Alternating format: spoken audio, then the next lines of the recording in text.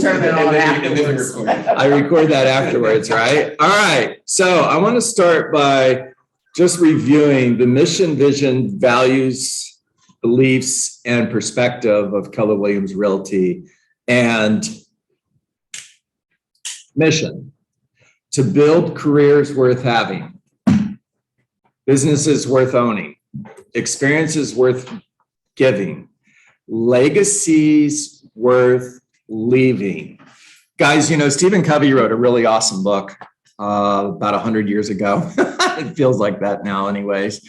And the title of the book is 7 Habits of Highly Effective People. If you haven't read it, please put it on your list. It is a must-read book. And one of the things he talks about is beginning with the end in mind. And I just want to challenge everybody that's a part of this call, everybody that's part of this daily coaching conversation, to begin with the end in mind. And the end that I want you to focus on is legacies worth leaving. You know, when I was young, shut up, Aaron. When I was younger, like Aaron Coddington is, leaving a legacy wasn't really something that was on my radar. Now, the older I get, the more I think about it. Every day. And it's become something that is very important to me. Matter of fact, it's my one thing. Leave a legacy. Leave this world better than I found it. My goal for you is that your life and the lives of your children and your children's children will be better because we were in relationship together. Not in business together, that's fine, but in relationship together. Legacies worth leaving. Spend some time in your journal. Write about that. What does that look like? Okay, vision: to be the real estate company of choice for real estate agents and their customers. Values: God, family, then business. Now, the most important word in that value statement is then. Let's take then out of it. Our values are God, family, business. Not the same. God, family, then business. Very important. Words matter. Beliefs. Now, this is one of the many acronyms that Keller Williams Realty has. We have like 1,000 of them. Probably not an exaggeration. And Y4C2T stands for win, win, or no deal. What does that look like? When you're in negotiation with another real estate agent, what does that look like? When you are meeting with a buyer or seller, what does a win-win look like? By the way, win-win means you win as well. See, the opposite of win-win is lose-win or win-lose. Now, lose-win is you have to lose in order for the other person to win. Well, that doesn't work for me. And win-lose means your customer or the other person, including the other real estate agent involved in this transaction, has to lose in order for you to win. And that doesn't work for me. Or it means the company has to lose in order for me to win. Well, that doesn't work. Or I have to lose for the company to win. That doesn't work. It's win-win or no deal. Integrity: do the right thing. Do the right thing. What do you do when nobody's watching? If you're at the store and they give you too much money back, what do? Nobody's going to know. What do you do when nobody's watching? Integrity: do the right thing.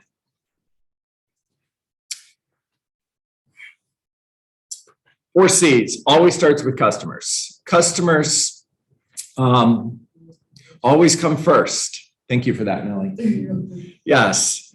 Commitment in all things. I love that. Words matter. Commitment in all things, not in some things, not in most things, not in things that I care about, in all things. Communication: seek first to understand. By the way, this is another lesson that we got from Stephen Covey, because one of the 7 habits of highly effective people is Seek first to understand and then to be understood. Next time you're having a conversation with someone and it's a difficult conversation, start with, Millie, tell me how you feel. Why is that important to you? Dig deep on understanding them. My goal is I want to understand you first. And then I'll share where I'm coming from. And not the other way around. And that's how most people communicate. They communicate with, I want you to hear what I think. I want you to hear how I feel. In other words, I want you to understand where I'm coming from first. And then if there's any time left over, I'll stop and think about what you feel.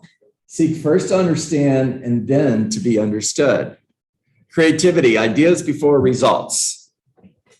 Teamwork, together everyone achieves more. Trust begins with honesty. Equity, opportunities for all.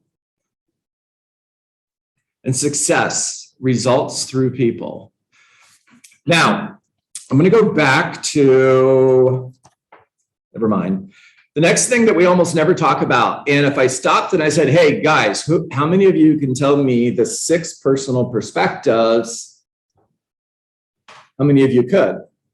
And I'm going to be honest, I had to write them down. Now, if I didn't write them down, I think I would probably get most of them right, but it's not something that I've internalized at the level that I should. Commit to self-mastery. Commit to the 80-20 rule. Move from E to P. Make being learning-based the foundation of your action plan. Remove your limiting beliefs and be accountable. Now, I want to go back to commit to self-mastery, and I just want to share a very short paragraph from my favorite author, shocker, page 25 of Mastering the 7 Decisions by Andy Andrews. And here's what he says. Seek wisdom. Write it down, write it down, write it down. Just 2 words. Seek wisdom. Your past cannot be changed, but you will change your future by changing your actions today. No longer will I bombard my mind with materials that feed my doubts and fears. I will read and listen only to that which increases my belief in myself and my future. Well, don't forget, the conversation here is commit to self-mastery. In other words, mastery of self. My job is not to master Trisha or Millie or Cindy. My job is to master me. Commit to self-mastery. I will read and listen only to that which increases my belief in myself and my future. Be careful what you allow into your mind. Be careful to what you listen to. Be careful to who you listen to. Be careful to what you watch. I will seek wisdom. I will choose my friends with care. I am who my friends are. I speak their language and I wear their clothes. I share their opinions and habits. From this moment forward, I will choose to associate with people whose lives and lifestyles I admire. If I associate with chickens, I will learn to scratch at the ground and squabble over crumbs. If I associate with eagles, I will learn to soar to great heights.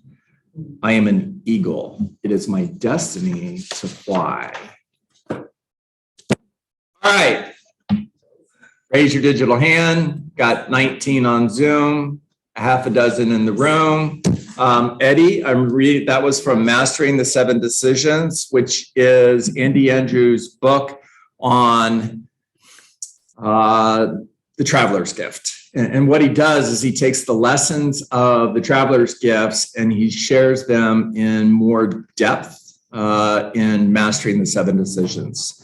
My ask for you, by the way, you see how torn up and beat up this book is? I was looking at it this morning, and in the front of the book, whenever I get a book, I always write the date that I got the book. So this is from 2008. 13 years, probably read it at least 10 times. I'm not sure. All right. So raise your digital hand. If you're in the room, just yell at me because my back is to you. Okay. What'd you hear? Talk to me. No longer will I bombard my mind with statements that aid my doubts. I think that's important because, you know, as you're learning, as I'm learning bold, and whoever's involved and being in this office, that mindset is very important. It's like 90%. It's huge. You know what I mean? And I feel like, of course, it's easier to lead into the negative, lead into the doubts, but you have to make that decision to ignore that and transfer the energy to positive energy. So Millie, 100% and no judgment, just conversation. Yeah. Do we live in a negative world or a positive world? Negative. It's very negative. It's okay to say that. Yeah. It just is. Side. Are most people cheering you on or are most people hoping you lose? Uh-huh. Yeah.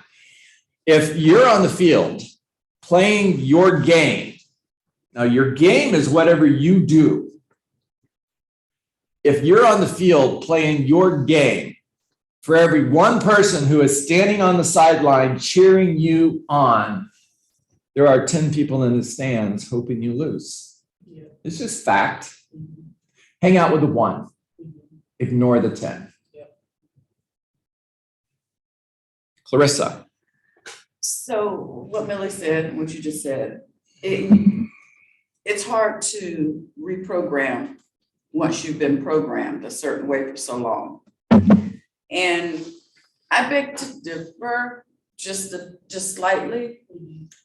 People don't necessarily want you to lose because then that really shows a side of them that's not a good side. So it's not that they want you to lose.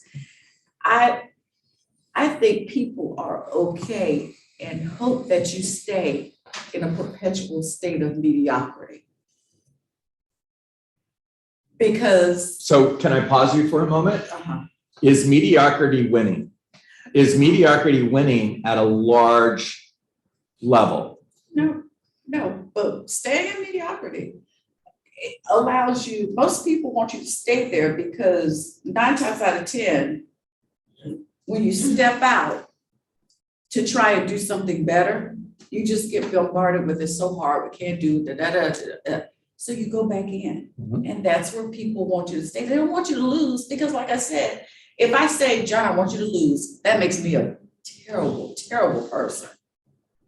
But if I say, hey, let's just stay average. You're average with me. Let's just stay in this pot together and, you know. Okay, so that's a perspective conversation. I think we're both right. How's that? Aaron. And then to tag on to what she said, it's not that people want to see you lose, but people don't want to see you do better. Well, so anytime you set out to do anything great in life, there will be people, now I'm not saying everyone, but anytime you set out to do anything great in life or in business or anywhere, there will be people who don't like that. Now, they may not outwardly root against you, but they don't like it. No matter who you are, no matter how, there is nobody on this planet that this doesn't apply to, right? Think of Oprah Winfrey, right? What an amazing individual, right? She's done so much good for the world, right? Loving, caring person. And I heard someone refer to something as that's just another example of the Oprahfication of the United States. In other words, this person does not like Oprah, right?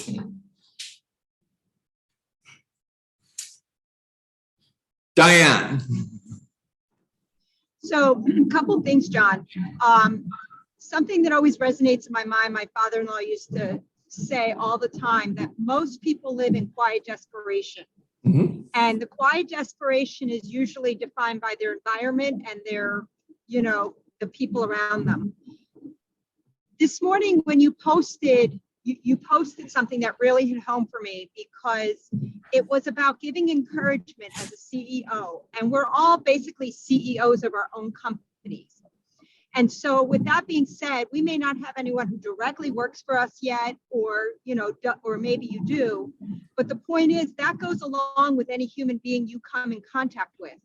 And so my father-in-law, and again, I don't mean to keep going back to him, but he's definitely a mentor that will live in my mind forever. He ran a business for 45 years. Until he died, he would walk the call center floors with 1,000 people, and he would just walk by and say, hello, how are you? And he got to know every single person at 90 years old with cancer, even then. And so just saying hello means a lot.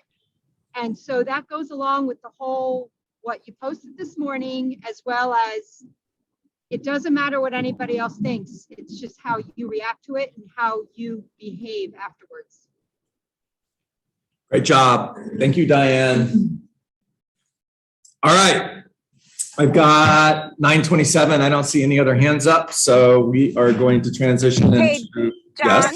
Yes. Good morning, everyone. Hi, I would like Vicky. to add one more thing. Please I do. have to say, just sitting here listening to everyone, I am so grateful for all of you guys and for our team, because it is so important that who we surround ourselves with matters. And you always say that. And so in the end, yes, you have to just focus on you, and it is self-mastery, but it's also who you hear and what is around you. And I am so grateful to be surrounded by such strength and positivity, and you guys pour into us, and I'm just so grateful. Thank you so much.